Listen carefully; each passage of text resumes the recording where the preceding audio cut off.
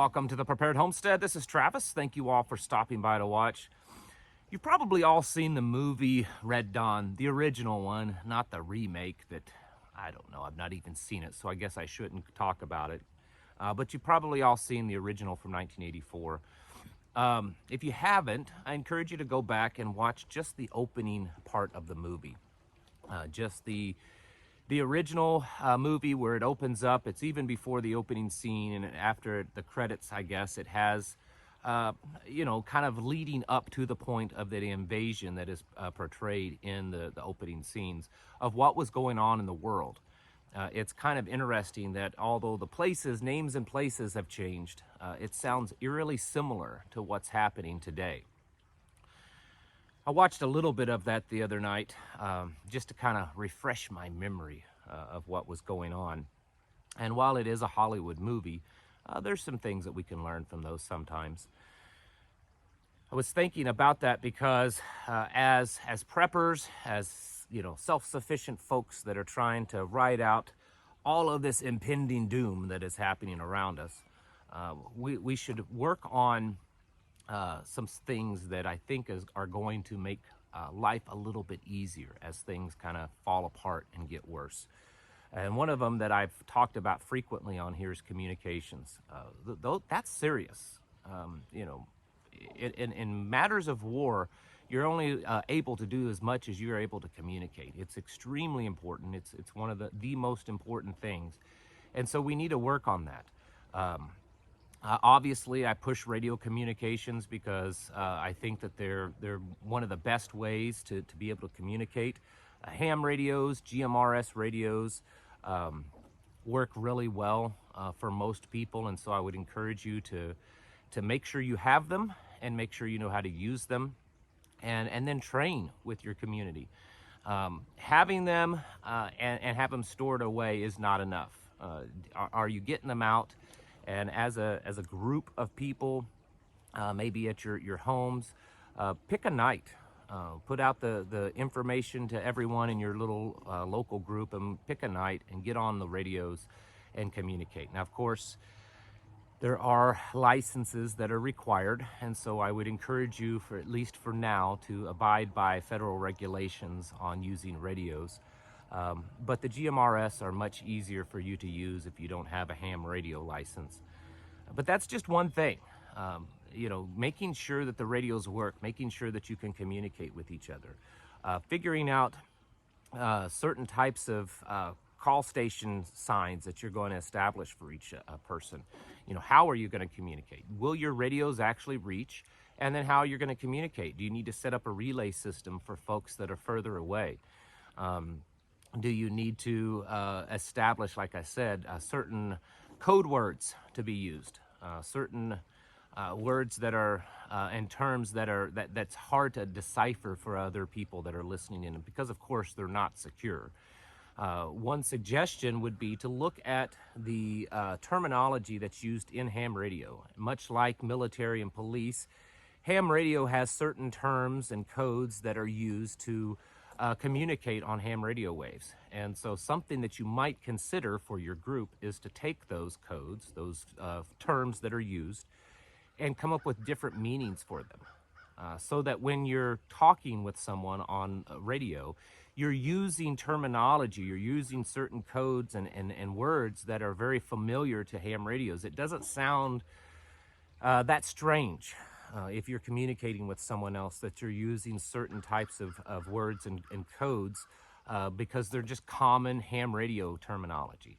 But if you have a different meaning to them, and only the people in your group understand what those are, it helps you to be able to communicate with each other and not sound too strange. It doesn't sound like you're trying to speak in an encrypted way.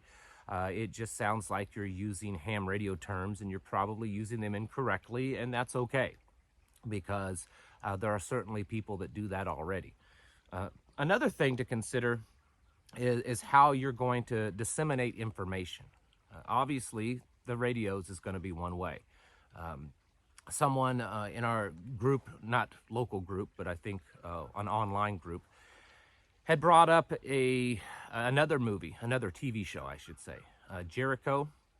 If you remember, if you've watched that TV show Jericho, they go to a city that is, or a community that is being used a lot for trade. It's kind of become a trade hub during the times that are being portrayed in the TV show Jericho.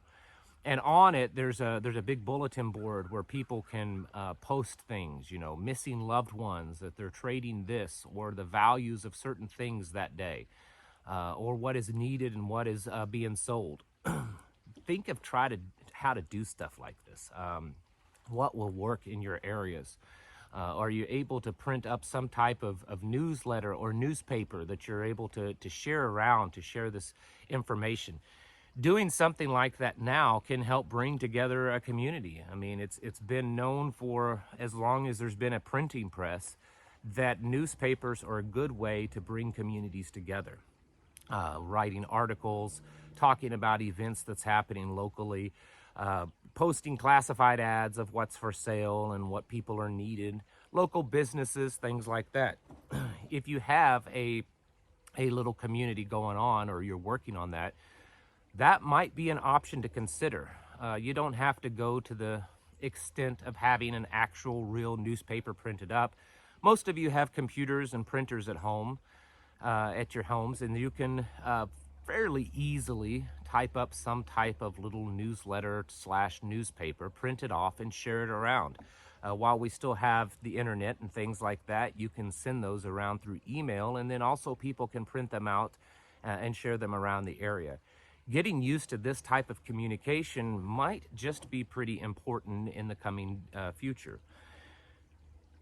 Figuring out how to do a trade day. Maybe you have a particular place that you meet. Maybe it's on private property or public property. And scheduling a day that it's kind of like a big swap meet, excuse me, that people in your group and even neighbors and people outside your group that can come and have a kind of a big swap meet where they bring their goods and they trade them and they sell them for Federal Reserve dollars, or they use gold and silver or other types of currencies to, you know, exchange these goods or even services. This is something that you should consider, because it's very possible, very likely that that is in your future. With the coming collapse of things and the pushing of the central bank digital currencies, things like that, little swap meet areas are going to become more and more prevalent. Now, I understand that there's probably some local laws that some of you might have to deal with, and I'm not going to advise you either way whether to follow those or not, or how to get around them, or how to deal with them, because number one, I don't know what all laws you have in your area in regards to that. But I would certainly consider doing those kind of things, or at least talking about them. If you have your local group, and I know many of you do, some of you are still struggling to find it, okay? Just because you don't have a local community doesn't mean this doesn't apply to you. Definitely be writing these things down or thinking about them, how you would make them work. Being able to build local commerce and local communication is very essential for local community. It's very essential for folks like us to be able to kind of survive through the things that are happening and the things that will come. Being able to communicate, being able to disseminate information, being able to come together and barter and trade. These are very, very important things. They're probably every bit as important as the food that you're storing, as the ammunition you're storing, as the medical supplies that you're storing, and how self-sufficient you're becoming. The way things are happening in this world, I think that there's a very likely chance that we could see this in our future. We're already seeing it in other parts of the world, and we're seeing it being done here even in the United States. Although maybe not because of necessity, but just because people are wanting to do it, and they see that there's an advantage to building local communications and going back to old local newspapers and community publications and community gatherings where people can barter and trade and sell their wares. This is becoming a more prominent thing. I mean, farmers markets and swap meets and outdoor flea markets are becoming more and more popular, maybe more than ever. There's a reason for that. And so us as prepared-minded people, we should also be considering these things because, like I said, there may be coming a day soon that it's necessary. So make sure you have your radio communications, the radios that you need, and train with them. Pick a night, a few nights a month, and see just how well you can get out and communicate. Make sure you're doing it in a legal way. I need to say that, my disclaimer, but certainly see if they work, because if you're involved in some kind of prepper group, and let's say there's 10 families in your area, and you all have radios and you've all talked about owning radios, but if you don't actually see if you can communicate with each other, then they're not really going to be any good to you if the time happens that you need them. So certainly get out and train with them, and learn to communicate, learn ways, and maybe you have to go back to some old ways, but ways to share information amongst your group, how to pass things along, and create a system of doing that. If it's a relay radio system, or if it's just a relay information where you hand off a piece of information to someone, and then they know who they're to go to, and then that person knows who they go to. Whatever it is, it's things like this that we need to be doing now, because it's better to start figuring that out now and coming up with some type of community bulletin boards and community information and community trading areas, and figuring out all those little nuances and details now, than to be doing it when we have to do it to stay alive. Because once that happens, we're already set back quite a bit if it all falls apart and we're not ready for those things. So be thinking about your communications and disseminating information and how you're going to be establishing barter and trade with other people. Trade routes, how it would be set up. Even if it's all just a mock trial run, your group could set that up and do just a mock run, just to establish some rules and figure out the best way for it to work, so that when it's necessary to do that, you're not kind of fumbling around and trying to learn as you go. Some may say this is a little extreme, and it's a little, too much too soon, but I don't think it is, folks. I know groups that are already doing this all over the country, and some are doing it better than others, but many are trying to play catch up, and there's nothing wrong with that, because it's better to do that now than it is later. So folks, make sure your communications, your trade, your information sharing, that you're working on that and you're figuring out how to do it, because it is necessary. It's necessary to get your houses in order, to prepare mentally, physically, and spiritually. Thank you for watching, and I'll catch you in the next video.